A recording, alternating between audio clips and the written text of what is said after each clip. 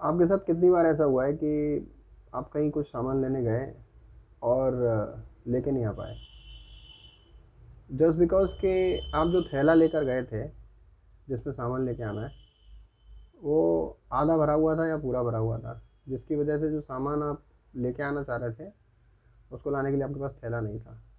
या समझ लो दूसरा एग्जाम्पल कि आप कहीं मतलब दूध लेने गए और आपका जो कंटेनर था जिसमें आपको मिल्क लेना था वो ऑलरेडी पानी से हाफ भरा हुआ था। चांसेस ऐसे कम है क्योंकि आप पहले से मालूम होगा आपको कि भाई हैवी है तो आप खाली करके जाओगे, इजंट इट, या भरा लेके जाओगे। The question is this, but the point is कि अगर आप भरा लेके जाओगे तो जो चीज़ लेने जा रहे हो क्या उसमें ला पाओगे?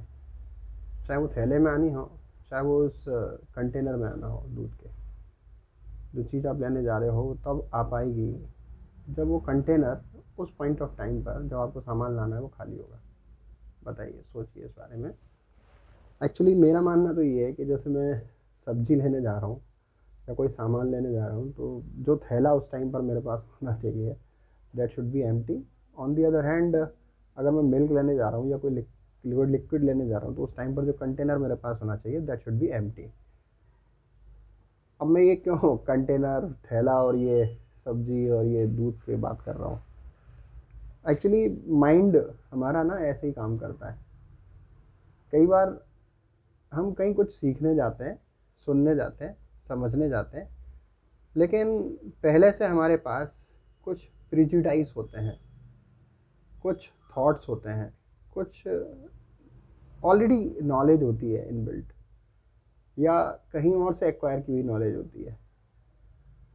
अब उसका फ़र्क क्या पड़ता है? फ़र्क ये पड़ता है कि अगर उस पहले से आपके माइंड के कंटेनर में कुछ है, उस टाइम पर जब आप किसी के पास सीखने गए हो या आप सीख रहे हो, तो क्या वो ऑलरेडी अवेलेबल कंटेंट या already available liquid, the already available stuff in your mind will allow you to acquire the new things which you are listening from someone else, which you are just trying to learn from someone else?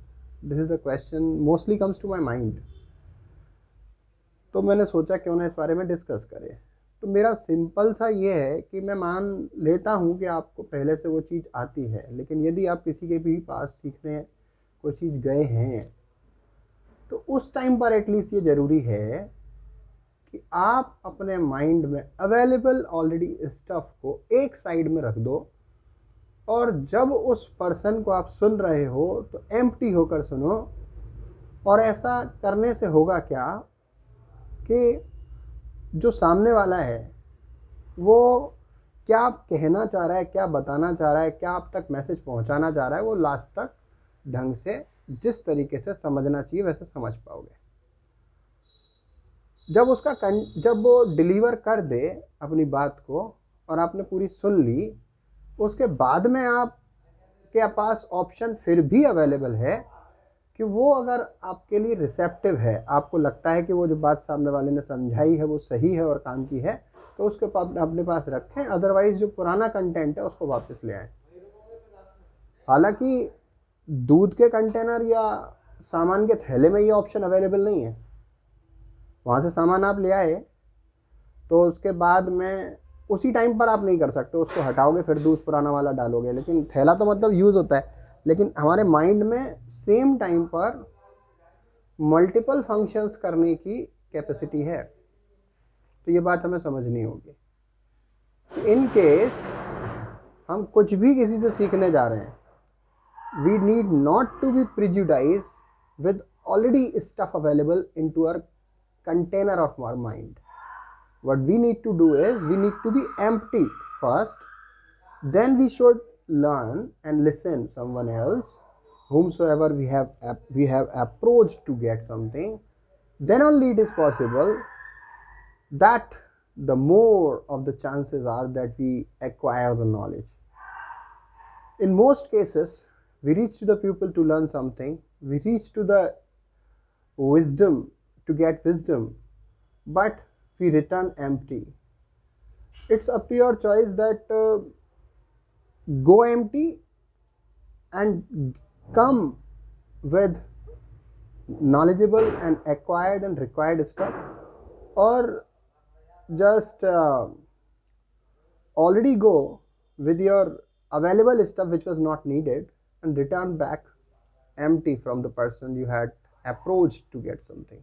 मतलब वहाँ से खाली लौटना पड़ेगा आपको, जहाँ से आप कुछ सीख के आने वाले थे वहाँ से खाली लौटेंगे, क्योंकि पहले से आपके पास स्टफ अवेलेबल है. ज़्यादा नहीं खींचेंगे, सिंपल सी बात यह है, if you want to learn something the way it has to be efficiently and all together आप एनालाइज भी करना चाहते हैं कि वो मेरे काम की है कि नहीं, even then go empty.